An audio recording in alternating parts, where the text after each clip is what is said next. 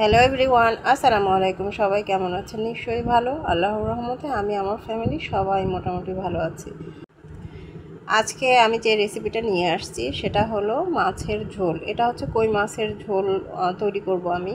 তো সেই রেসিপিটাই আজকে আমি কিভাবে হচ্ছে যে কই মাছের ঝোলটা রান্না করতেছি সেটাই আপনাদের সাথে শেয়ার করব। তো এগুলো মাছগুলো আমি হচ্ছে যে এখানে কেটে ধুয়ে পরিষ্কার করে নিয়েছি। আর মাছগুলো কই মাছটা একটু তো কালো থাকেই, সেটা আমরা সবাই জানি। তো মাছটা মানে অনেক কালো ছিল, আমি জানি না কেন কালো ছিল, তবে খেতে কিন্তু মন্দ লাগে নাই, ভালোই লেগেছে। কিন্তু মাছটা কী কারণে জানি কালো ছিল আমি বলতে পারবো না। যাই হোক, তো মাছটা পরিষ্কার অনেক পরিষ্কার করার চেষ্টা করার সত্ত্বেও মাছটা হচ্ছে যে এই পর্যায়ে আর কি পরিষ্কার করতে পারছি, এর বেশি আমি সাদা করতে পারি নাই। তো হচ্ছে যে মাছটা আমি হলুদ লবণ দিয়ে মাখিয়ে নিলাম। এখন হচ্ছে আমি চুলায় প্যান বসিয়ে দিয়েছি, সেখানে তেল দিয়ে আমি মাছটা একটু হালকা করে ভেজে নেব।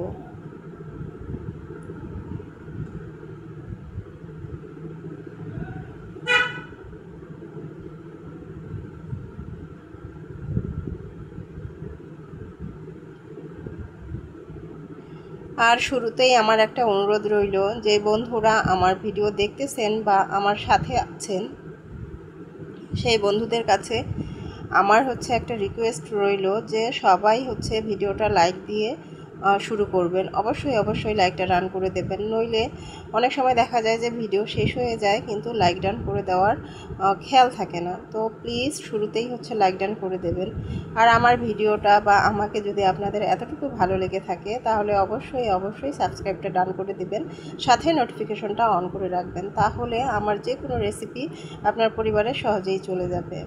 আর অবশ্যই অবশ্যই একটা গঠনমূলক কমেন্ট করতে ভুলবেন না। সেই কমেন্ট ধরেই আমি আপনার পরিবারে পৌঁছে যেতে পারবো। আর সেই কমেন্টটা পড়তেও যেন আমার ভালো লাগে, সেরকম করে একটা গঠনমূলক কমেন্ট রেখে যাবেন আমার ভিডিওটাতে। তো মাছগুলো আমি উল্টাপাল্টা করেই হচ্ছে যে ভেজে নেব।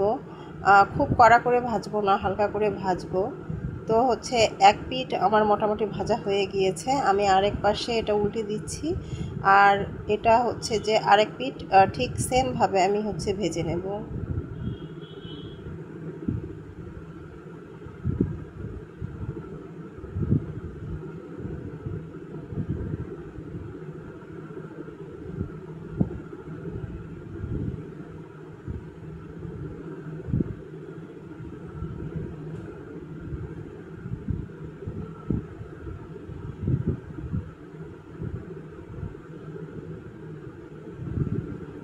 এ পর্যায়ে কিন্তু আমার মাছটা ভাজা শেষ হয়ে গিয়েছে। এখন চুলায় আমি আরেকটা প্যান বসিয়ে নিয়েছি, এখানে আমি দিয়ে দিলাম পেঁয়াজ কুচি।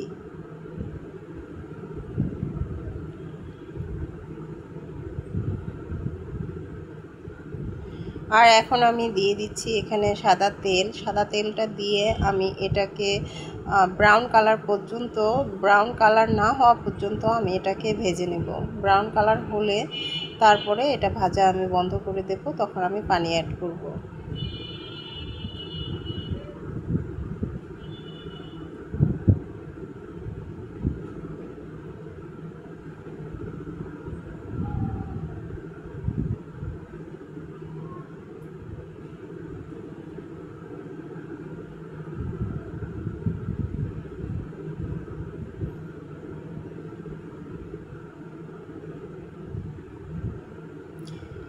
এ পর্যায়ে কিন্তু আমার এটা মোটামুটি ব্রাউন কালার হয়েই গিয়েছে। এখন এটা আমি পানি দিয়ে দিব এখানটায়। এর থেকে বেশি ভাজলে আসলে মাছের ঝোলটা তেতো তেতো লাগবে, তাই এই পর্যন্তই ভেজে নিলাম। এখন আমি এখানে আমার যেই হচ্ছে মাছটা রান্না করতে যে মশলাগুলো লাগবে সেই মশলাগুলো এখানে অ্যাড করে নেব। তো মশলাগুলো আমি একটা প্লেটে তুলে নিয়েছিলাম একসাথে দেওয়ার জন্য, তো সেই মশলাগুলোই আমি এক এক করে দিয়ে দিচ্ছি। এখানে আমি রেখেছিলাম লবণ, জিরা গুঁড়া, তারপরে হলুদের গুঁড়ো, তারপরে হচ্ছে মরিচের গুঁড়ো, এগুলোই আমি এখন এখানে অ্যাড করে দিচ্ছি।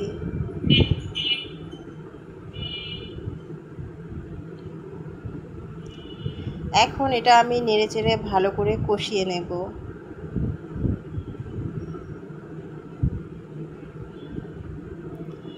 এই মশলাটাকে কষানো অবধি আমি জাল করে নেব, কারণ হচ্ছে যে মশলাটা ভালো করে কষানোর পরে তারপরেই আমি এখানে মাছটা ছেড়ে দেব, যেন মশলার কোনো কাঁচা গন্ধ না থাকে।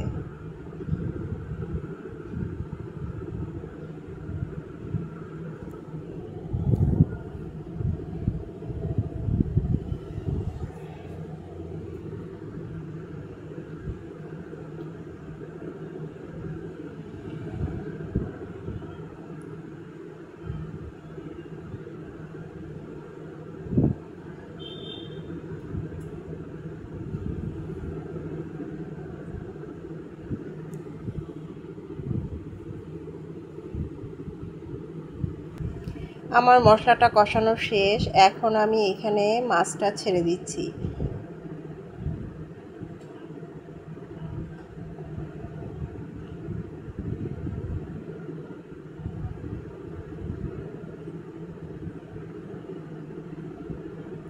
মাছগুলো ছাড়ার পরে আমি এটা উল্টাপাল্টা করে আরও ভালো করে কষিয়ে নেব।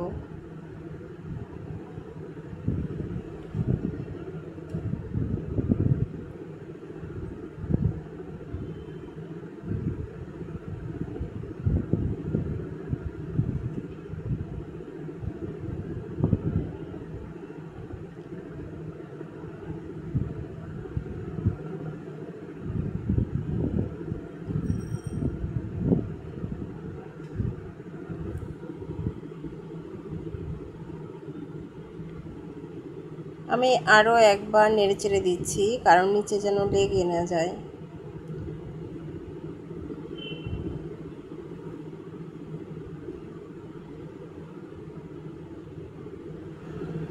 এ পর্যায়ে আমার মাছটা মোটামুটি কষানো শেষ হয়ে গিয়েছে। এখন আমি এখানে পানি অ্যাড করব। আমি ততটাই পানি অ্যাড করব যতটা পানি কমে তারপরে আমার ঝোল আমি যতটা রাখবো ততটা পর্যন্ত আনা যায়। বিশেষ করে হচ্ছে যে খেয়াল রাখবো যে মাছে আসলে লবণটা ঢোকা জরুরি। হ্যাঁ, মাছের মধ্যে যদি লবণ না ঢোকে তাহলে কিন্তু মাছটা খেতে মোটেও ভালো লাগে না। তো হচ্ছে যে মাছটাতে লবণ ঢুকবে এই পরিমাণে পানি আমি হচ্ছে যে এখানে অ্যাড করছি। তো হচ্ছে যে ততটা পানি আমি শুকিয়ে নেব যতটা মানে আমার একটা আইডিয়া যে এখানে মাছের ভিতরে লবণটা ঢুকবে। এ পর্যায়ে আমি মাছের উপরে দিয়ে দিলাম ধনে পাতা। ধনে পাতাটা মাছটা রান্না করার বা যে কোনো সবজি বা যেটাই রান্না করি না কেন রান্না করার শেষ পর্যায়ে মানে 5 মিনিট আগে হচ্ছে যে দিলে ভালো হয়, তাহলে কিন্তু স্মেলটা একেবারেই ধনে পাতার মানে যেই সঠিক স্মেল সেটাই কিন্তু পাওয়া যায়, নইলে কিন্তু স্মেলটা আসলে ওইভাবে থাকে না।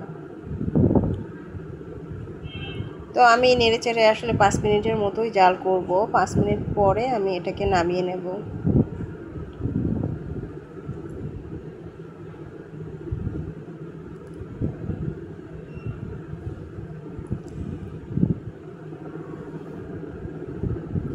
আমার কিন্তু কই মাছ রান্নাটা কিন্তু মোটামুটি শেষ পর্যায়ে চলে এসেছে। আমি কিন্তু এটা এখন হচ্ছে যে একটা বাটিতে ঢেলে নেব। আমার ভিডিওটা এতক্ষণ ধরে যারা দেখলেন সবাইকে অসংখ্য অসংখ্য ধন্যবাদ। তো আজকের মতো এই পর্যন্তই রাখলাম। সবাই আমার জন্য দোয়া করবেন, সবার জন্য অনেক অনেক দোয়া রইল। আল্লাহ হাফিজ সবাইকে। আসসালামু আলাইকুম।